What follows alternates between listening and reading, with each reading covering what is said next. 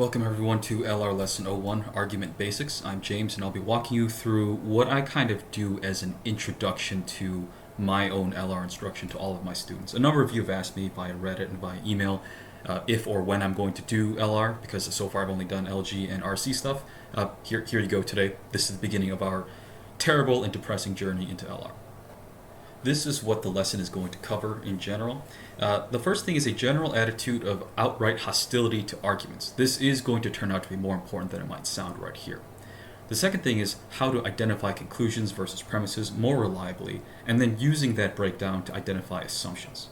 The third and final thing we'll cover by way of example through two difficult questions is the horrifying role that language tricks play in negating almost all of your specialized LSAT training. The one thing that I will not be doing is going over a comprehensive review of how to do all the question types. Some of the ones worthy of doing, well, I guess I may eventually get to all of them. It all depends on how much time I can find during the work week. But to the extent that I will cover specific question types, those will be in separate videos. For instance, I may not get to the inference / must be true situations just because I think most people kind of figure out their own way around those eventually. But I will definitely be doing like parallel reasoning. Even though, again, parallel reasoning is something a lot of people do end up figuring out on their own, but because of the importance of language and how it relates to the hostility concept that I will go over today, I am going to make sure to get to a parallel reasoning lesson in the future. Just some general remarks on LR. LR is my least favorite section to teach, by far. I have a couple reasons for this. The first is that high-performance LR does seem to require a certain mastery of language and flexibility. And really, rather than a second point, this is kind of a mirror image of the first one. As a result, LR seems least susceptible to teachable techniques and the most vulnerable to language tricks. And language is people just aren't with me long enough. 10 weeks is kind of the normal schedule that most people give me. And I have had some longer term students, but not for that long. Not long enough to really get into the nuts and bolts of language, which is a very fundamental part of learning. That as just like a specialized exam tutor, that's not really my job, even though this section kind of demands that it is. Those are reasons why I find it difficult and unpleasant to teach. How it usually turns out, though, because I do have to teach LR, it is part of the exam, and for a long time it was half of the exam, more important as a section than the other two score-wise.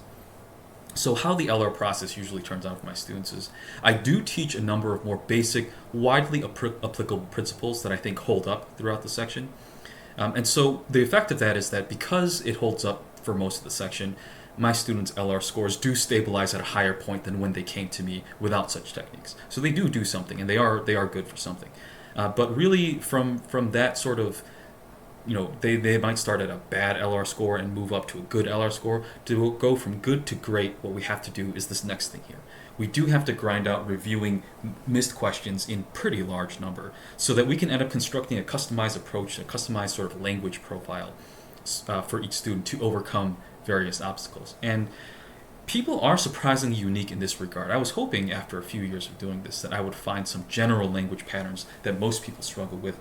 And if you really pressed me for it, I could, but I feel like that obscures an important point that this really is quite personal. The same set of words that makes sense to me does not make sense to you, may make sense to another student, may not make sense to yet a third student. It all seems quite personal. So rather than trying to cram all the square holes into square pegs into round holes, I've decided a highly individualized approach is the best way to treat all of my students, and you guys are no exception. So the unfortunate thing is you guys are generally not going to be my one-on-one students, so which is probably why you're watching the video and doing self-study, right? But that's just to let you know that I believe fundamentally, as hard as I'm going to try to be comprehensive and deeply instructive as possible with these videos, ultimately the real hard work is going to be on your end, and we'll get to how that works out near the end of the presentation as well. I've rambled long enough here. So to get us started, just to make sure we are all on the same page, some basic terminology. Most of this, if not all of it, should be very familiar to you guys because, again, most of these lessons are not really designed for people with a fresh start, even though you arguably could. But I'm expecting that most people who manage to find their way here will have already started studying and just need an extra leg up, so you're not going to need this. But just to make sure we're all on the same page. Stimulus refers to the paragraph on the page that actually contains the argument. The question stem, or Q stem for short, is the actual question the LSAT is asking you, and the stem is located directly beneath the stimulus. And what I refer to when I'm saying the word argument is a logical statement consisting of premises that lead to some sort of conclusion, and they usually incorporate an unstated assumption that connects those premises to that conclusion. CONC I'm going to use as shorthand for conclusion, and that is what the arguer wants you to believe. PREM is a premise, and premises, to me, are why the arguer thinks you should believe their conclusion. ASM is short for assumption, and that is going to be, by definition for me, an additional premise that the arguer should have included, but very pointedly failed to do so. So that means that by definition, assumptions are unwritten. So anything that is actually written on the page cannot qualify to be our assumption, because it is something that the arguer has failed to include, quite specifically. And of course, the other assumptions down here are shorthand for all the question types. They should be fairly obvious. The only ones I do want to point out are PAR. That might be, you might want to think that it's parallel reasoning. I actually use PAR to refer to paradox, discrepancy, or explain. Those explain questions, the ones that actually explain a weird situation. So that's the first one I want to note. And then finally, at the very end of this list on the right-hand column, those two diagonal lines and the two diagonal lines followed by FL. Parallel reasoning, I use those two diagonal lines to indicate parallel reasoning because those two diagonal lines are actually the mathematical symbol for the word parallel. And of course, parallel flaw is just those lines with the flaw abbreviation after. Another note about parallel reasoning, because I will be harping on the importance of language so much in this lesson, even though it's a bit unusual, I think the very next lesson that I'm going to include in this curriculum is going to be about parallel reasoning, parallel flaw questions, because again, they have so much to do with language management, and by the end of today's lesson, hopefully I will have convinced you just how important language management actually is. Alright, so let's keep moving forward into the lesson problem. So we will start right up with the concept of hostility, which I mentioned on the very first intro slide that we had here. So to start the discussion about hostility, most test prep solutions out there tend to advise students not to be overly critical of LR arguments, except for the flaw category, because that's, supposedly the one time the LR section tells you that an argument is wrong. I depart from that very, very sharply. I recommend that you learn to become extremely unforgiving, dismissive, and impatient with all arguments. Note that this attitude applies to arguments, not to inference stimuli. But yeah, this is, I repeat, even if it's just a regular assumption question, strengthen or weaken, even if it's not a flaw question, any argument that actually has or any question that has an argument in it, your mental, if your mental avatar should be you with your brows furrowed into like a frown of some kind, with your arms crossed, tapping your foot impatiently. You should not like anything that you hear by default. That should be your attitude. Any argument they throw at you, that argument should be coming into your brain through the filter of I hate this, this is stupid. You have this wrong. That's what I mean by hostility. You need to be unforgiving of arguments that are coming through. And as I mentioned a little while ago, this attitude of dismissiveness and default inherent hostility applies to arguments, not to inference stimuli. So inference question stimuli are a lot like logic games, and they aren't actually they aren't for the most part arguments at all. They're just a collection of data, and your job is to kind of put them together, assemble them into something larger than the individual pieces. Those work very differently than actual arguments, which is not surprising because, like I said, inference stimuli generally are not arguments. So it kind of goes to reason that you would treat them like you treat arguments. So having introduced the concept of hostility / dismissiveness / being unforgiving to the arguer, I think it's only fair to explain to you why I feel so strongly about this and why I make sure this is the absolute first thing that I drill into every student who crosses my path. The number one difficulty most students seem to have is being able to clearly identify exactly how the arguers failed. Sometimes this takes the form of reading an argument and just not thinking that the arguer has left a gap at all. Like you read it, it's like, assumption? What assumption? It looks watertight. It looks like they took us from point A to point B and everything's kosher. Other times, when you get better at this LR section, you will start to gain a sense of, I can tell something is off, but I can't tell you exactly how or why the arguer failed to make their point. Both attitudes are unfortunately equally bad because they will not get you to an answer choice. So I believe that this inability to specifically call out errors of reasoning is a natural consequence of not being terrible at school and social interaction. So, for the most part, people who are looking to go to law school and who care enough to study for this exam did well enough in school. Sure, you might not have been like super valedictorian for every single minute of your academic life, but you probably didn't flunk out. There's a good chance that you're actually on the high end of things, given how most application profiles seem to look and how the median numbers for admissions classes turn out. So most people in your position are pretty good at school, and also for the most part, in general, people are pretty well socialized. Sure, some of us, like me, are introverted, and many of us, like me particularly, are secretly jerks. But that doesn't mean we don't know how to get along acceptably in society. We're not getting kicked out of every party and every classroom and every work group that we're in. We can get along to the extent that we have to, which means that at minimum we have engaged with some level of socialization. So now at this point you might be asking yourself, well, being good at school and being well socialized, aren't those good things? They are for you as a human being, but they are not good for this exam. The problem with being good at school and social interaction are as follows. Both school and social norms reward us for giving people a pass, or otherwise letting them get away with imperfect logic. So as an example, if someone says something to you, but you clearly know they actually meant to say something else, or that they spoke slightly incorrectly, or they should have included a word or a name that they didn't, or they said it wrong, something like that. So you clearly know they meant to say something else. But if the words that person used are close enough and don't constitute like an error that you feel the need to correct because of their safety or something like that, then the smart/nice thing to do is to basically pretend like they didn't make that mistake. Or, if you want to get super advanced in your social skills, maybe verbally signal some way that you understood them anyway and that it's okay. Like, oh, you actually meant this, right? There are various social tactics that you can use when it comes to communicating with people that signal that, you actually kind of made a little misstep there, but it's okay. We can get past that. I knew what you were saying. And then just to kind of keep the conversation and interaction going smoothly. That's what we are taught to do both academically and socially. And again, I'm going to go on a boomer rant that's far too long for this slide if I get any more specific. But if you want to hear that boomer rant, feel free to email me and I'll call you and talk to you about it. But just suffice it to say, I believe this is an accurate representation of how school and society encourage us to give people a pass. Now the kicker is that LR specifically will punish you horrifically for giving arguers a pass. So if you treat arguers in LR like you treat people in school and in social life, you're screwed. You're literally screwed. The LR is designed to punish you for giving people a pass. In particular, assumptions, strength and weakened flaw, some principal questions, and even paradox questions, arguably. I won't get into that here because that's a discussion around the time, but even paradox questions, which aren't grouped normally with those assumption-type questions, are specifically about not giving arguers a pass.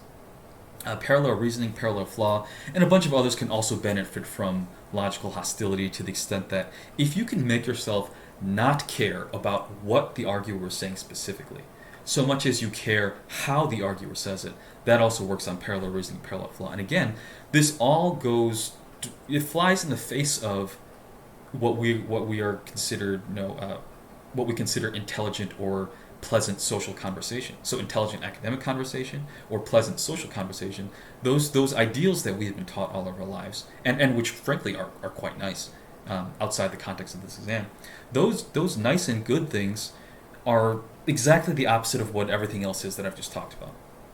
Inference is maybe the only notable exception.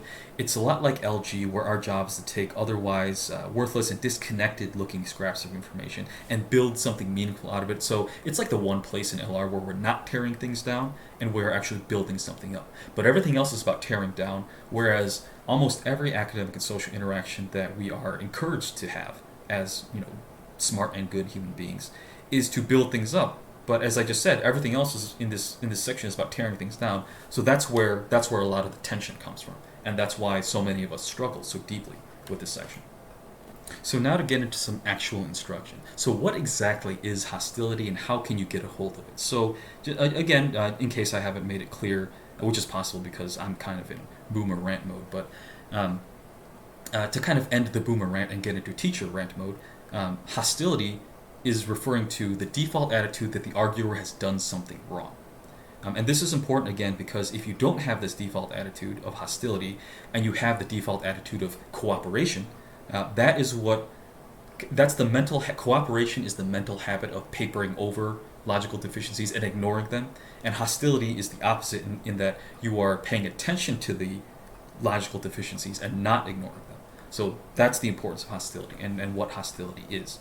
All right, but more importantly for you, to build a sense of hostility, this is going to be a little weird, maybe even slightly new agey in a sense, but get into the habit of telling yourself before reading every argument. Again, every argument, not every stimulus, every argument. Get into the habit of telling yourself this stuff. Say something dismissive, like just get into the habit. You can start by saying it out loud, but obviously, talking to yourself during the exam is probably not going to be very advised. So just say in your head, let's see what's wrong with this one. Here we go again, another bad argument, etc., etc. Feel free to get even meaner and cruder if you want. Me in particular, not that I'm really endorsing this, but my mental language at this phase of reading an argument includes a lot more profanity. Obviously, that's not really a professional thing to do, so I'm not going to give you any examples of it. But you can get pretty harsh. The stuff I have here is very sanitary and tame. But the point is to get some very pointed, sharp, attitude shifting things. And I have to admit that this does sound kind of dumb. This talk to yourself before doing an argument. As dumb as it is, there's really no other way I can think of to build the mental habit of logical hostility when our default is logical cooperation. So get into the habit of literally telling yourself in your head or out loud if you have to, literally telling yourself that something is wrong with what you are about to read. It will help you more than your current mental habit of ignoring logical gaps or logical cooperativity, as I was talking about. So again, this weird exercise of convincing yourself verbally that what you are about to read, the argument that you're about to read, is wrong, that the arguer has failed. The only value of that is to destroy your old habit of logical cooperation, i.e. ignoring logical gaps, and instead building a new habit of logical hostility, i.e. not ignoring logical failures and gaps. So now that we've talked about hostility and pretending like you have picked it up to some extent, let's actually see how we are supposed to put that hostility to work. The value of hostility, again, is so that you are going to be better suited to detect more subtle logical gaps. But before we even detect the gap, we have to figure out, to find out what the gap is, you need to know what two things are separated by that gap. And that's what we're going to get into here, breaking down arguments. Every argument in LR consists of three elements. The first is conclusion, which we've already explained what that is. That is, the conclusion is what the arguer wants you to believe. The second component is one or more premises, and premises are the reasons why the arguer thinks you should buy their conclusion. So again, conclusion is what the arguer is selling you, and the premise is why the arguer thinks you should buy. The third element is unwritten. It is the assumption.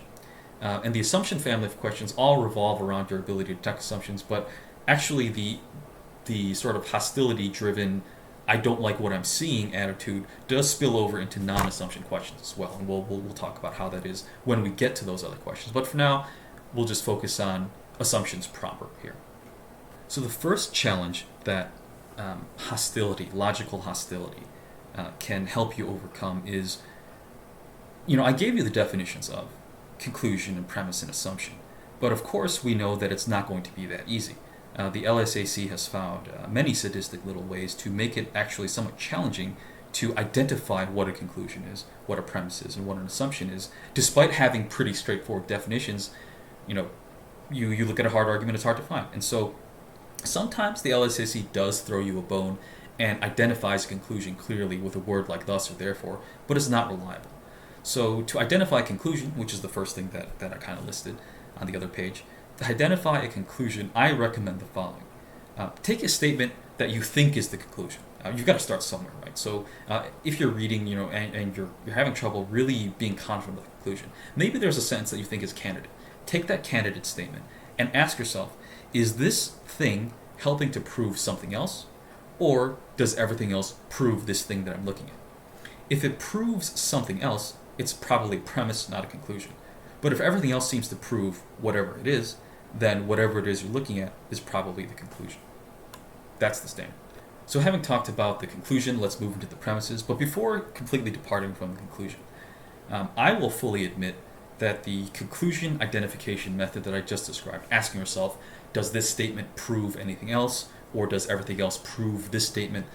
That set of paired questions, it's a little iffy. It works for me, but that's because when I ask my brain those exact questions, I tend to get answers that the LR section likes.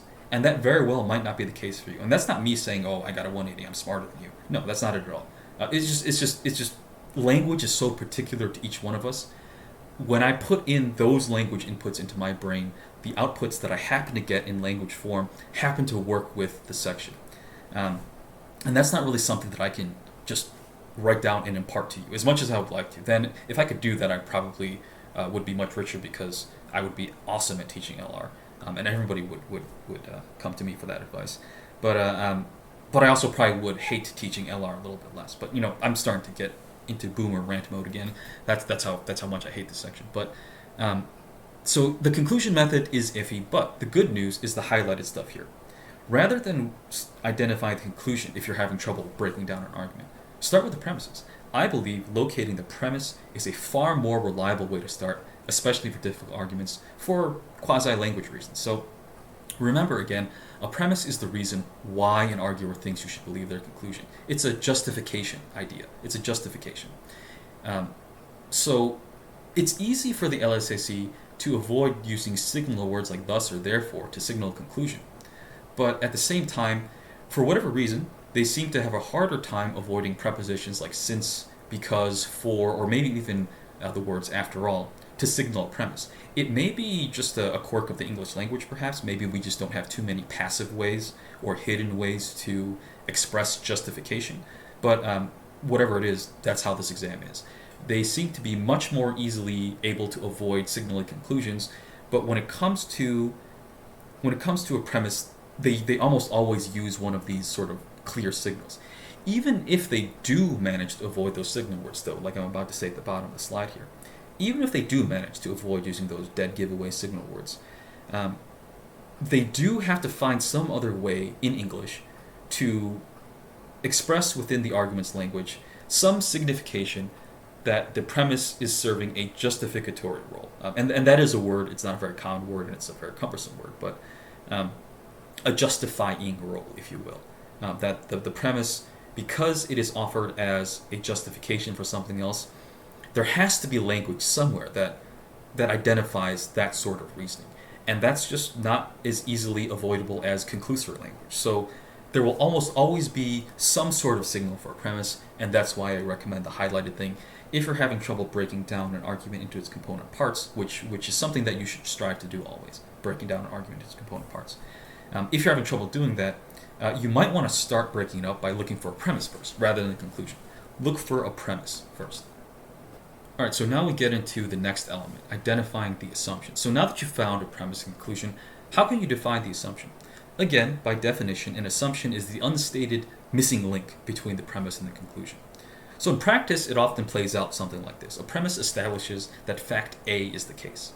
The conclusion, instead of being safe and smart and saying, therefore, fact A is the case, and just, staying within the confines of, within the scope of the premises, the conclusion is almost always going to push to something else, push a little bit too far. It's going to say something like, therefore, fact A prime is the case. That's how you say the apostrophe, A prime. And so A and A prime are sometimes quite similar, but they are still identifiably different. So we'll see how that works with a hypothetical example here. So we talked about on the last slide, how the premise will take us as far as fact A, but the conclusion will always be trying to push us to fact A prime. The assumption is going to be the gap between A and A prime. But how does that actually look with more language and less, abstract mathematical variables? Well, let's start with this hypothetical example. This example is an adaptation of a very simple one that Kaplan used to use. So I didn't feel comfortable, even though it's been well over a decade since I taught, just kind of using verbatim what I used to teach as a Kaplan instructor. So I've modified it a little bit. So the argument reads, poisons are harmful, therefore toxins are harmful. So breaking that down, we do have a clear conclusory signal word therefore. Therefore signals that the last sentence is the conclusion. And because this is a rather simplistic and poorly written example, I haven't included any signal that the first sentence is a premise. Now, like I said, the LSAT doesn't always have to do that. But that first sentence just is a premise, because if you asked me, why should I believe your conclusion, i.e., why should I believe toxins are harmful, in the context of this argument, all I could tell you is because poisons are harmful. So it's kind of the artificialness of this example that allows me to not include justification language. So how do we find the assumption on all this? To do that and to highlight what I'm doing, I will be highlighting some concepts in red and some concepts in blue, and I will explain how that's going to work out just in a second. So the premise is talking about poisons having a certain property, i.e. harmfulness. On the basis of that premise alone, the conclusion is talking about toxins also having that same property of harmfulness. So at the very least, we know that to link up the premise to the conclusion, to make them connect to each other, what we really need to connect is poison and toxin, because the premise talks about poisons as a concept, but that's nowhere to be found in the conclusion. And in the conclusion, instead of poisons, it talks about toxins, which did not appear anywhere in the premise. And so if we were trying to connect the premise and make it relevant to the conclusion at all, we need to connect poisons with toxins. I just want to stop here for a second and call your attention to the highlight stuff. On harder questions, sometimes just this red and blue highlighting is enough. You don't have to go any further. Sometimes it's just enough. Just knowing which concepts are mismatched and require connecting can get you to the right answer without struggling to come up with a complete prephrase. So again, on many hard questions, sometimes you don't even need to come up with a perfect prephrase. All you need to do is find red idea and blue idea and realize, okay, I don't know how to put it into complete sense. I just know that we have to relate red to blue. On a hard question, sometimes there will be only one answer choice that actually makes an attempt to connect red and blue, and then in that case, you're really lucky. You don't have to do any work. For some super hard questions, there will be two answer choices that incorporate both red and blue, and they will just have different connections. And at that point, you need to investigate the nature of the connection between red and blue, not just understand that red and blue need to be connected in the first place. But here, just kind of pushing on past the highlight, because the argument that I provided is simple enough that we can prephrase, let's do that. So if our arguer believes that toxins are harmful solely on the basis that poisons are harmful, it appears that the arguer is assuming that toxins are in fact poisons. So again, if you tell me toxins are harmful purely on the basis that poisons are harmful, the only thing that we can infer from that is that my assumption is that toxins are in fact poisons. And so I will call this the red, blue, purple approach, RBP, simply because it's literally what I'm doing. I'm taking a key concept from the premises, highlighting it in red for you on the page, and then I'm doing a similar thing. I'm taking the key concept of the conclusion and putting it in blue, and then when I smash them together and try to connect it into a statement, if there are any extra words required beyond the red word and the blue word, those will be in purple to denote that they are sort of the combination of the two. But yeah, this isn't something obviously that you will really need to be doing on your own exam. I don't even know if you're going to be allowed to use different colors really, but this is just for instructive purposes. So yeah, and I also don't want to type out red, blue, purple each and every time, so I'm just going to shorten it to RBP when it is relevant. Oh, but there is always a catch. If only it were that easy. Because quite frankly, RBP is a very simple concept, right? There's something special in the premises that is not connected to a different special thing in the conclusion, and the assumption is just to connect the red special thing from the premises to the blue special thing in the conclusion. That's a very easy, almost childlike task, right? And at this point, I could pick out a whole bunch of easy, assumption family questions or whatever that show how well RBP works, but that's not what I do, because that's not important. I will say this though, for many easy to mid-grade questions, RBP does in fact work as advertised. It is as simple as find red idea, find blue idea, connect red and blue, and win. For many questions it is that way. But for those of us who actually want better scores and more reliable performance on those harder questions, the problem for us is language. The LSAC can very easily use cheap language tricks to make RBP incredibly difficult to use, even though I would argue that RBP is an accurate representation of what is going on logically. So to put it another way, even though the fundamental logic behind RBP hasn't changed or hasn't been attacked, because of the way language works, The LSAC has demonstrated a remarkable ability to use language to not change the fundamental logic of an argument, but to change how easy it is for us to identify the pieces going on in the background. The first such cheap language trick that I want to demonstrate here when breaking down arguments is when the assumption actually incorporates omissions from the conclusion. Or it could be from the premises, but most often it's an omission from the conclusion. So in the context of red, blue, purple, generally speaking, the red concepts are from the premises and the blue concepts are from the conclusion. This is a time when the blue concept is technically in the conclusion, but it is in something that the conclusion doesn't say, rather than what it is the conclusion does say.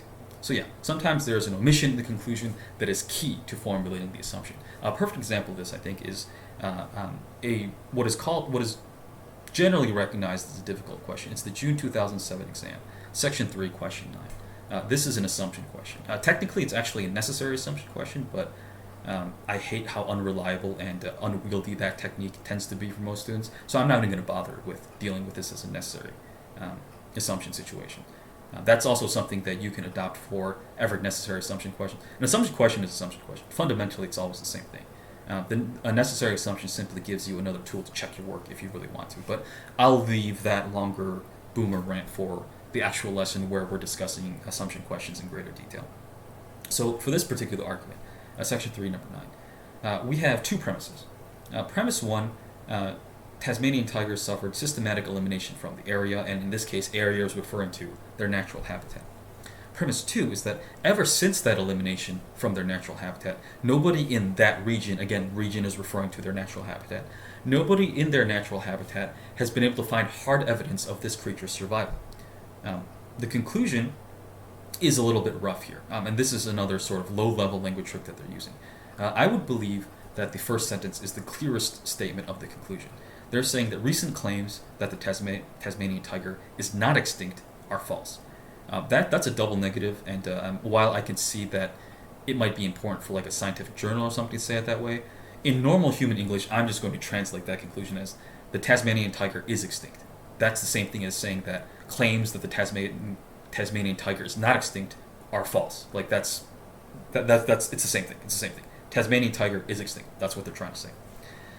The twist is that you can consider the last sentence of the stimulus to be the conclusion as well, because it's pretty much just a restatement of the first sentence, which is the one that I picked as our conclusion. It doesn't make a difference. Either way, you can find the correct answer. And again, you'll find out that this is the case because of the language tricks that they're using.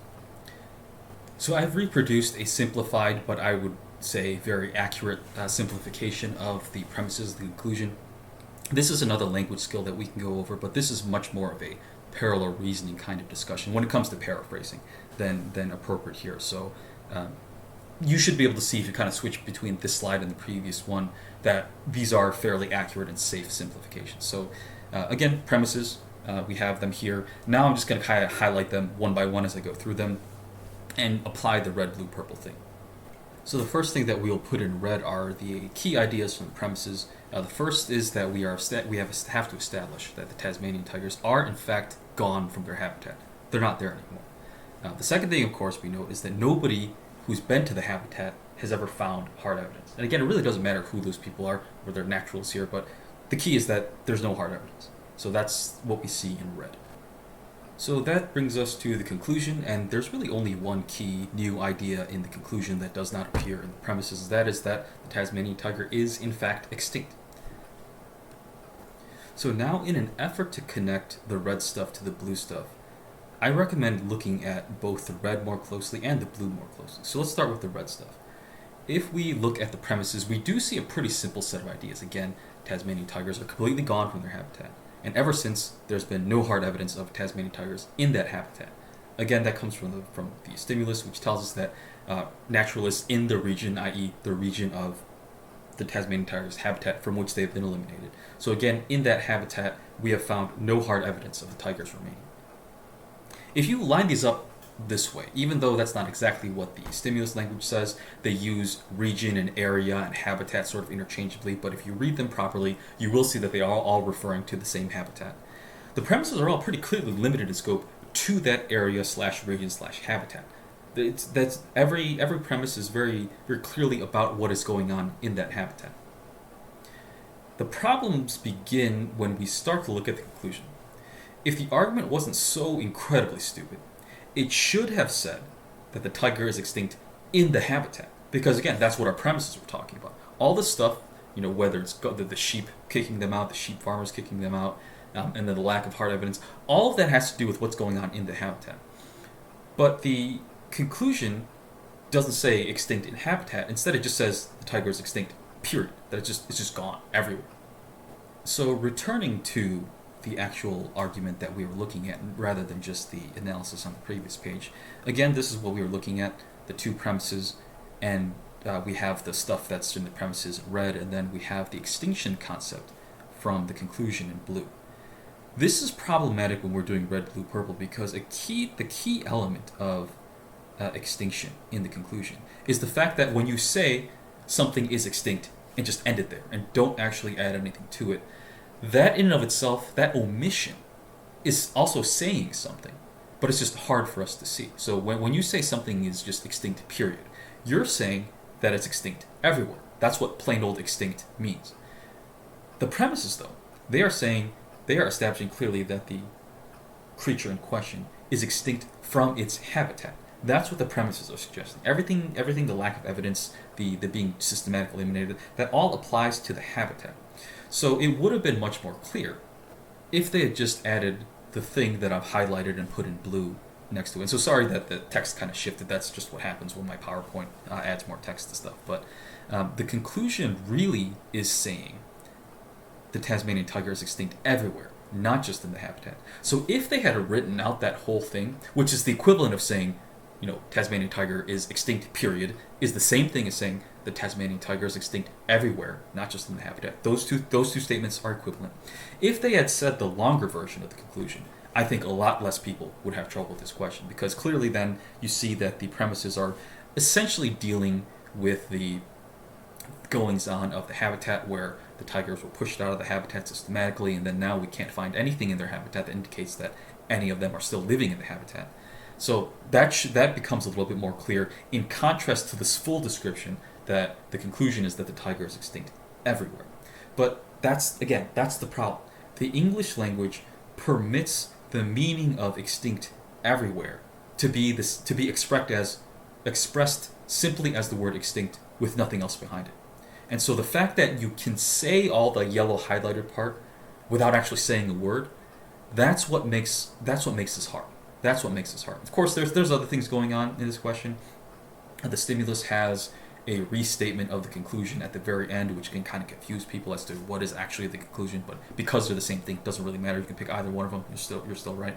There's also this necessary assumption aspect to it that scares a lot of people. But generally speaking, I refuse to teach necessary assumptions as a really distinct, separate thing for the most part.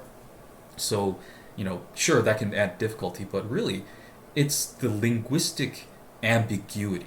Ambiguity is the wrong word. The linguistic flexibility that makes this tough. Again, this would be so easy if you could just line it all up and you see that the premises are clearly just about the habitat, and then you could also clearly see that the conclusions are not about the habitat but about the tiger status across the world, everywhere, right? But that's hard to see when the modifier on the extinction concept in the conclusion is just omitted, because that's allowed by the English language. So that's where all the weirdness comes from. So to not dwell on linguistics too long here and just move to formulating the assumption, if we include now the extended version of the blue part in the conclusion, this is what we get. The arguer is assuming that if you're extinct plus no hard evidence that you're not extinct in the habitat, if you have those two factors, that means in fact that is the same thing as being extinct everywhere. So again, the arguer is assuming that the condition of being extinct and leaving and finding no hard evidence to the contrary in one area means that you are in fact extinct everywhere. And answer choice D reflects this error of reasoning quite clearly. And so again, you don't really need to use the necessary assumption tactics that a lot of people use and suggest that really isn't a thing. The key idea is understanding that the blue concept of the conclusion is not just the word extinct, but it actually implies this yellow highlighted part that's not there. And again, if the LSAC had chosen to write the yellow part, which is the same thing as just not writing the yellow part, if they had chosen to include it, I think a lot more people would feel comfortable about it. But because they didn't, it's hard to, just on the surface of the words alone, detect that gap, that shift between premises talking about what's going on in the habitat and the conclusion talking about what's going on globally. So this might be a case where applying the RBP tactic or strategy requires a bit of caution, since a key part of what we need to put in blue was simply not written out at the conclusion. But this is actually tame. At least we saw the word extinct in the conclusion. That worked, and we knew that the blue part exists in the conclusion. But trust me, it gets worse, and we'll talk about it in just a moment here.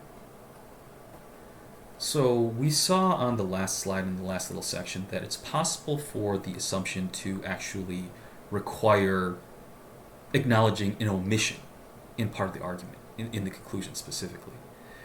There is a way for the LSAC to use language to not actually have the assumption really touch the conclusion at all, as weird as that sounds.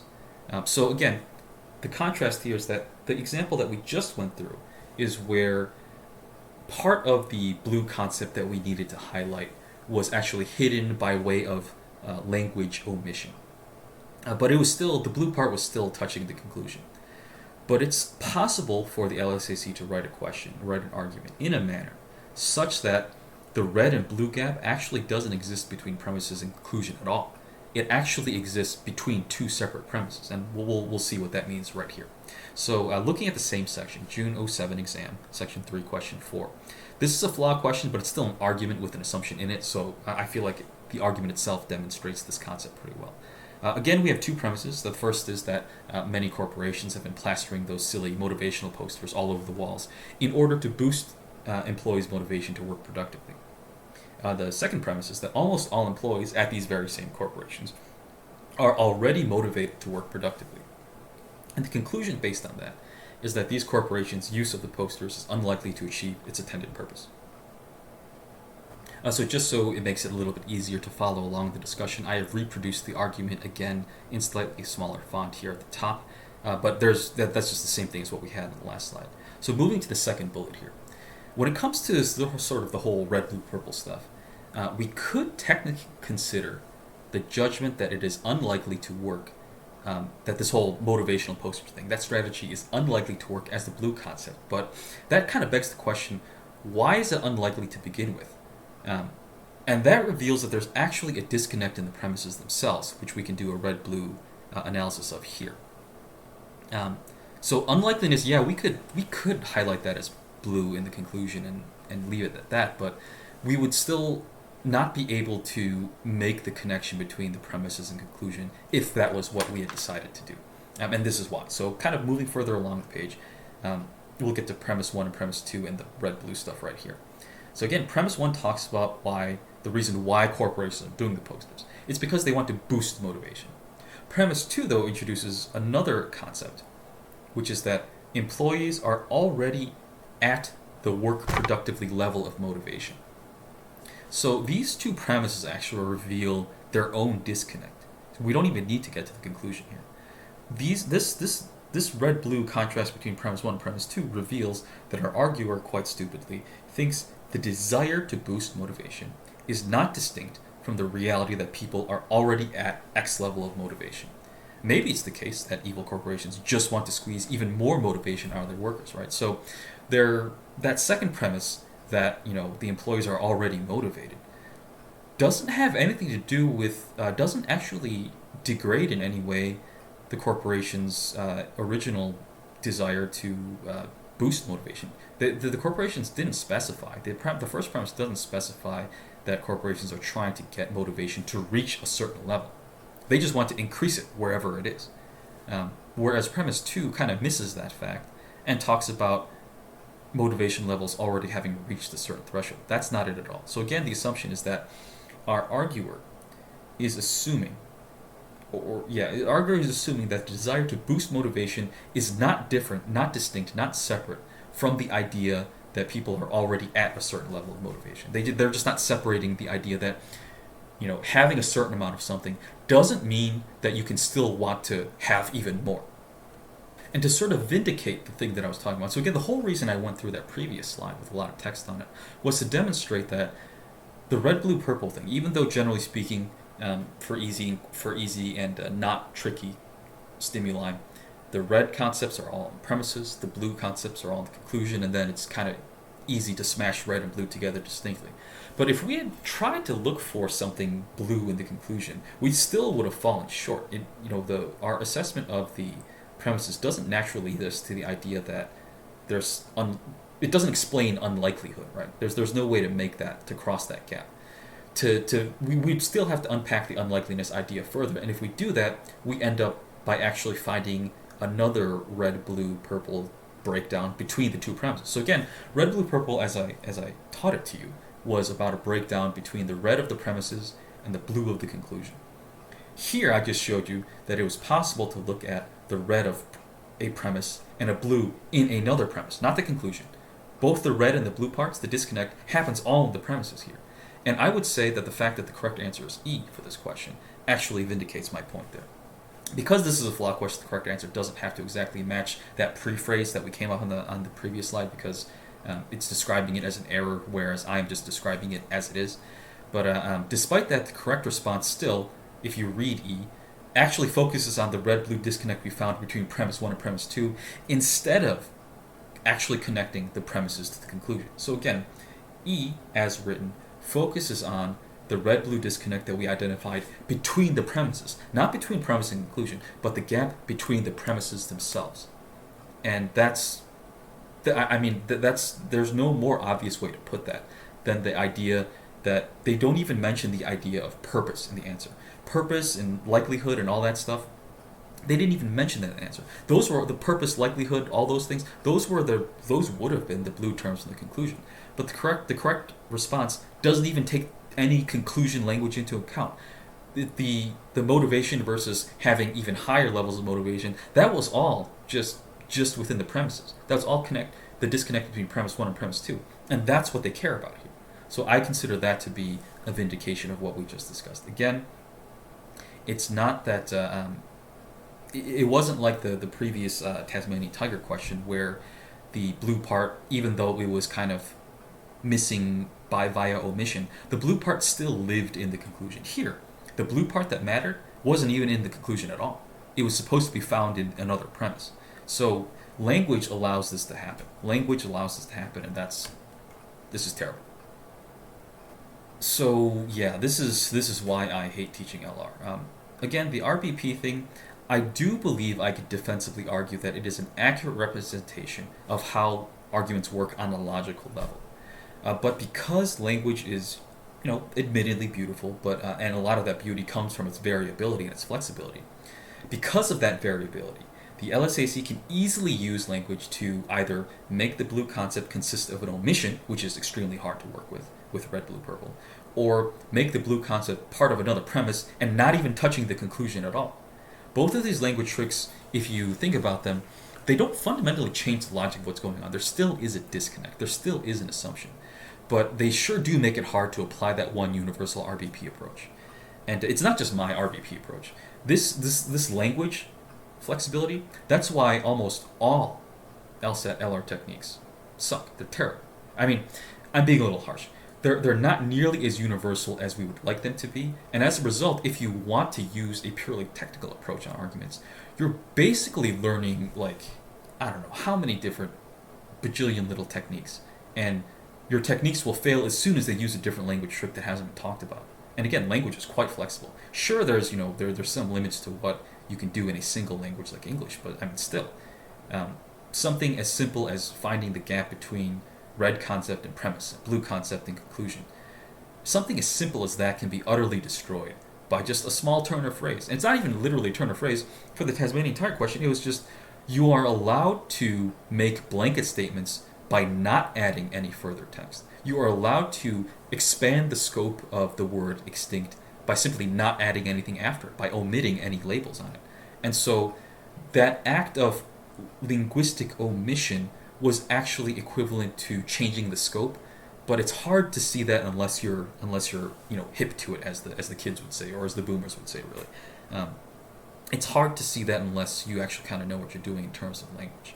But again, that's why it's not just RBP. It's almost every specific technique can fall prey to a language change, and this happens all the time. It happens almost every year. It doesn't happen necessarily every testing cycle, but there's always going to be a series of questions that things were never worded this way in the previous PTs, and you just didn't know what to do. And that's because you're looking at you're looking at language and not really understanding, really caring to get to the logic underneath it. So yeah, ultimately the techniques and concepts like RBP are simple enough, but it's the language that throws all the curveballs. So really, how do you get past that? Because that's why we're here, right? We're here to get past these hurdles. Ultimately, I have nothing but bad news for you. Strengthening your ability to handle the varied language of the exam isn't something that I can do for you in a lesson or a video here. Strengthening your ability to handle that variation, that is going to be hard won from doing many, many questions, then asking someone about mistakes that you frequently make. Or if you don't have the wherewithal, time, money to do that, you have to end up doing that analysis on your own, and that can be quite tough. I mean, self-reflection as a general rule is quite hard, but going back and be like, man, what was I thinking? That can be tough. And even if you are okay with this sort of emotional aspect of that, that doesn't mean that you'll have any analytical insights either. Chances are, if you are the kind of person who can come up with it on your own, you probably really wouldn't need to be watching this video.